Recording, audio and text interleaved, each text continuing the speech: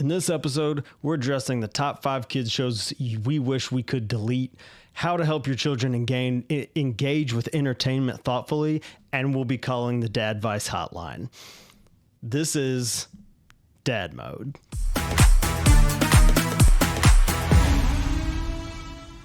My name is Eric, and this is my co-host, Derek, who just so happens to be my best friend since birth. And we are both dads, and so we're jumping into something tonight called Dad Mode.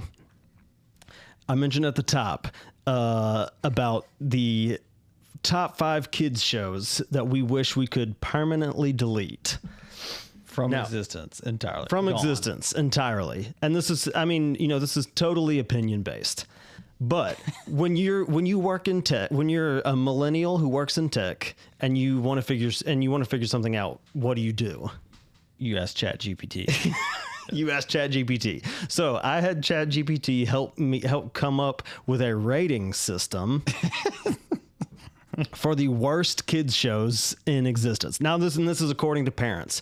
ChatGPT, who I have to give credit for the rating system, named the rating system without me asking, and it is called PPR, and it's the parent pain rating. I love it. And I simply cannot get enough. So I want you, before we dive into any of like the ratings or anything, I want you to just tell me straight off the jump what's gone, and like give me one show what is absolutely gone. For me personally, yes, you personally, what's gone? Rankings aside, Blippi, fire it into the sun. I mean, that's almost too easy. Yeah, we struggled with that one for a while in our house. Gone. Okay, and so, like, your kid's response to it, or just like too annoying? Too annoying. Too annoying. Yeah. They didn't really like embody the characters or, or anything like that. They never tried to mimic the voices or do anything like that. It was purely 100% my problem. I can't stand it. I'm out. Okay. I gotta rip another one. I respect the guy's hustle. I'm out. I got to rip another one right off the top. And this one is probably not going to be high up people's lists because it just won't. I think a lot of people like it more than they hate it. But once again, these are our rankings. We get to decide what the worst are. Okay. So and this is from personal experience, unfortunately, but I have to completely delete forever Frozen 2. You good with Frozen 1? A little more. So Frozen 2 is just, it's worse. The songs are worse. And yeah, I don't know. They the songs dig in your brain, dig in my brain, like way harder than from the first movie. And I can't stand it. And then, my kids will constantly play it. The movie scenario, they'll make scenarios with it, and where they want to listen to the soundtracks, they want to watch the movie, and so it's also overplayed for me. So it's not necessarily that we'll get to where it is in the standings, so it's not necessarily high up there, but for me it had to go. So give me one more that's got to go. Cocomelon. But I'm gonna agree with you. Yeah, I think though they looked back years after and wondered if SpongeBob contributed to ADHD and all that stuff, whatever. I think Cocomelon, the fast nature of it and how everything is just hyper stimulation and it's quick cuts. Yeah. Why do you put quick cuts? Yeah. Quick cuts in a TV show for toddlers? And the kids, babies, are all about it. Yeah. My son loved it. Yeah. Loved it when he was about 1, in that range. Yeah. Absolutely. We actually, so with our son, he was born first. We did more Cocomelon with him. We actually didn't even really show it to our daughter until she was at least, I think she was well past 1. Mm-hmm. And to that point, she was not we didn't show much TV to them before 1 anyways, obviously, because they're just not even really, sure what's going on. But don't do it. See ya. Don't do it. Yeah. Okay, so we listed like 3 off the rip. Both you and I are looking at ChatGPT's very helpful rating system right now that we're going to get into just a little bit. So I asked it to create a scale of 1 to 10. It was allowed to do 1 decimal point. And so on the parent pain rating, a 10 is your most painful show, like that you could possibly be watching as a parent. Coco Melon that you mentioned garnered a 9.7. Yeah, I probably would not have it there at the top, but I wouldn't have it over Blippi sat at 9.4. Yeah. So you would argue for those two to be switched. I would flip flop for sure. Yeah, and I would get Blippi just about as close. But again, this is a parent pain rating, not how much the kids like it. Not as an awful show. Blippi is like max out 9.9. 9.9. Yeah. Get it up there. And so my Frozen 2 suggestion came in at a paltry 6.7. I get it. It's higher than I thought. It's higher than I thought. Because Frozen 2 is not even really like I'm surprised that is even on the list. Like so I had to ask it to rank. I had to ask for it to be ranked. That makes so much more sense. Okay. Yeah, so I had to ask for a Frozen 2 ranking. Okay, got it. Or scale, rating. Got it. And I had another one that I wish I could put on the list, but I really couldn't because is Miss Rachel, and that's just the repetitiveness of the songs. God bless her work. She did I worked with a guy whose son watched Miss Rachel, who was basically not nonverbal, but really slow to start speaking. Miss Rachel got him talking, and there's tons of stories like that. I can't do the songs and the over expressive facial expressions, whatever. She's doing good work. Yeah. I was going to say, that's why ChatGPT was like, I'm going to give you a 4.9 at best. It's way down the scale. Yeah, you can't put her on this list because for that reason is like the educational thing. Like there's just so many stuff. There's so much stuff that. And before we move on to good shows, there was apparently one show that made the list called Caillou, which is like from the late 90s. Which I'm actually not familiar. I'm not familiar either. We weren't allowed to really watch shows like that. But apparently the kid was pretty whiny and there wasn't a lot of discipline involved in the show. So that's why it would go up the parent pain rating. Yeah, for sure. So I hope everybody who's watching and listening will let us know what the worst kids show is out there for you. Tell us which one you would delete from existence. Because we are not the final say. If we were, some of these would already be gone. Yeah, for sure. So let's flip the script then real quick. We'll spend a little less time talking about the best shows. And I asked ChatGPT to slightly adjust the rating system, if you will. And so for the best shows, it created the Parent Joy rating, PJR, which is not as snappy of a name, but that is its rating system. And so give me one just that you would have said off the top absolutely belongs in this best show list. Oh, I mean, I think the knock it out of the park, everyone's going to say this one. We gotta put it off as Bluey. Yeah. Bluey's money. From a parent's standpoint, like the kids love it too, just, because of the characters, but they actually, it's super watchable. It is for adults. It is. And I'll say this off the top, the cricket episode of Bluey. If you have not watched the cricket episode of Bluey, it is one of the best TV show episodes of all time. I would go there with, and I'm not talking about kid stuff. I'm not talking about animated. I'm talking about it's one of the best TV show episodes. One of the best pieces of episodic material. Yeah. And I think maybe it does play on your heartstrings. It pulls on your emotions, and maybe that's got something to do with it. If you're not a parent, maybe it won't hit you. Go watch the cricket episode of Bluey. Cricky.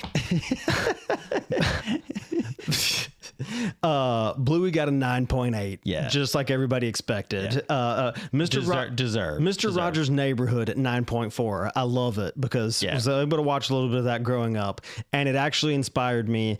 I really want to see if my kids would enjoy that show because I love That's a great thought, and he kind of falls in the same bucket to me as Miss Rachel because he did it out of just like he loved to do it. Yes. Yeah. And so respect. And it was thoughtful. Like a lot of people will mention like its emotional IQ and that kind of stuff before that was even really like a big thing. I made it throw one in there. It's probably a really niche show that like everybody's gonna be like, what in the world? But I told ChatGPT to please rate this show, and I was extremely, extremely happy to see my show Bear in the Big Blue House get an 8.9. I'm struggling coming up with what that was. Go watch Bear in the Big Blue House. You need a Disney Plus. You need a Disney Plus subscription. Big Gentle Bear. Do your kids watch it? Nope, not yet, but they will. Okay. I found out through this research that is on Disney Plus. Right. Love me some Bear in the Big Blue House. Also, I didn't tell it to include this show, but I think it was a great pick, is Wild Kratts, which is basically the Kratt Brothers, real science, cool animal facts. I think that's the one. They have a couple of shows, and I think that's the one where they jump down into stuff and like become animated characters and all. Yeah, that's a great show. That one got an 8.6. I have one beef with this list is that Blue's Clues and You got an 8.1 and VeggieTales got an 8.0, and that is absolute garbage. Cannot stand. And if I can throw out something there real quick is we subscribe. This is not an ad read. We subscribe to a streaming platform called Minnow, which is for like faith-based service for kids streaming, and Minnow Laugh and Grow Bible. Love that show. It's not on the rankings, but show that one to your kids. So what to you then makes a good show for dads or moms, parents everywhere, grandparents, whoever watching with their kids?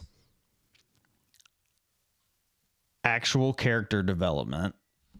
So the kid, like, that's why, so I like that for Bluey. Mm-hmm. With the kids watching that is like the characters actually have like a life and struggle with stuff, and I don't know, just like seem more. Yeah. I'm not saying Bluey's not real life, obviously, but like and I think that's great. I'm glad you mentioned that. And I'll take my answer outside of the actual show itself and say the way that my kids respond to shows. So like when they're adding it in their individual playtime scenarios, like, does it sound pleasant to me? Or like, or are they taking on personalities of the characters and like sound really whiny and fussy? It's like, wait, hang on a second. Maybe that's not the right show. And then also one thing that I've noticed with my kids is that whether or not they melt into a puddle when I tell them that it's time to turn it off and do something else. I have found, and maybe this is slightly anecdotal, I don't know, that if my kids are okay, or if they don't get really mad at me for turning it off, those tend to be the better shows for them to watch. I think I'd agree with that. Yeah. So I don't know that's anecdotal. Tell us what you think. Yeah. Like, if it's good content, your kid is more likely. My kids feel like they're more likely to just be grateful that they got to watch and then move on to the next thing. Yeah, I'd agree. I'm just saying. All right. We said at the top we're going to the DADvice Hotline. And we've got 2 submissions here, one from you and one from me, because that's how we're going to start. And you're going to kick us off. Yeah. And so you hit me with your situation, and I'm going to give you a little bit of advice and vice versa. All right. So I talked about this before. Obviously, this was cranked to the top of my PPR list. Thank you for referencing the official ranking the name, official by the name, way. TM pending. Yeah. Help, my kid likes Blippi. What do I do? Okay. So First thing you can do is burn the iPad, throw away the TV, find your nearest dumpster, and hope to never ever hear that sound again. That's the most logical solution. Now what? Now to get to things that are more unrealistic. One thing that we have tried to do, and I feel like we're having some success. I won't name them a bunch of stuff here, but like with some content that we run into is then this is a little bit more of a newer kind of term. So I'll explain a little bit is like the process of like shadow banning something.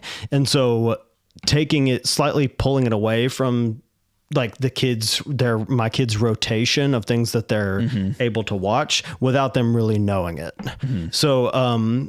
So with Blippi, I would say to my kid, like, we just watched Blippi yesterday. I found this, and I'll pull this up, my Minnow Laugh and Grow Bible. That's my go-to. And I did this with this show to try to replace another one for just a little bit. And I was like, I found this great new show I want you to try. Let's do it. And so we just watched a little bit more of that. And so what I mean by shadow ban is not just like, guys, we don't watch Blippi anymore in this house. Yeah. It's like, but just like slowly and gently, like replacing it. Yeah. Is a great way. Now, there are times when like firm discipline has to come out. Sure. And be, so that's not to say that this is that this is in place of any of that. But I found with the, with the shows like Blippi, sometimes you have to shadow ban them. Yeah. I feel that. So I've got one for you. And it's in the similar vein. We've kind of been talking about shows. And so, this is certainly not, something that ever happened in my house. Cough, cough. Help again. My kid throws a tantrum when I say no videos today. I'll tell you my philosophy on this. I don't know whether or not it's right or wrong, but it seemed to work for me on a number of occasions. Say no again tomorrow. Because saying yes, you can do whatever you want is really kind of the foundation of that. It's almost like it feels like a punishment. Mm-hmm. Not watching video, not watching TV, not watching feels like a punishment. Mm. So it can't always be a punishment to not watch TV. Sometimes it just needs to be life is not just we didn't watch TV today. Not because we didn't not because we punished you, but because we just didn't watch TV. Like that's just not something we needed to do today. Yeah, I'm gonna. I got some stuff to try. Okay, so finally, how to teach our kids to engage entertainment thoughtfully, and maybe also, at least certainly in our scenario, the way that we live thoughtfully and biblically. So off the top, what's I would go back to that. What we just talked about. Number one is that making it not a critical part of our day. It doesn't have to be, it's not an absolutely critical, necessary thing. The same thing, and I would challenge myself and any other parent to this, the same thing should be said about our own, what we're watching. Absolutely. Not a critical part of our day. Yes, it can be relaxing. Yes, it's okay.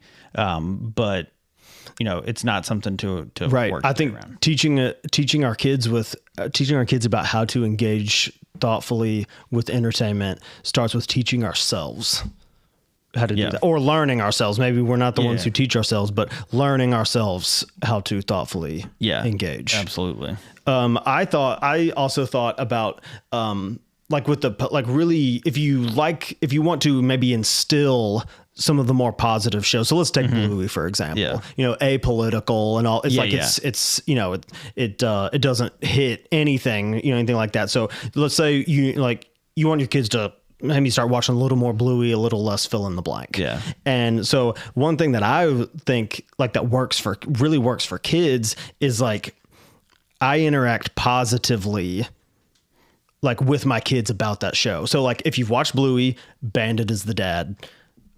Play a game that Bandit plays with the kids. Yeah. You know, like the kids will trust me. Your kids will know the game. Yeah. And to reinforce those, and then like with the bad ones, maybe just kind of the shows you want to move on, you need to move on from. Just don't like when your kids are gonna play from the maybe make a scenario from a game that or from a show that you don't want them watching. And I don't mean just like completely disengage from your kids, but maybe not make it like, oh yeah, like jump into that game as much, and just reinforce the so less so that, more so really reinforce the play that comes along with the good shows. Yeah, I love it. That's good.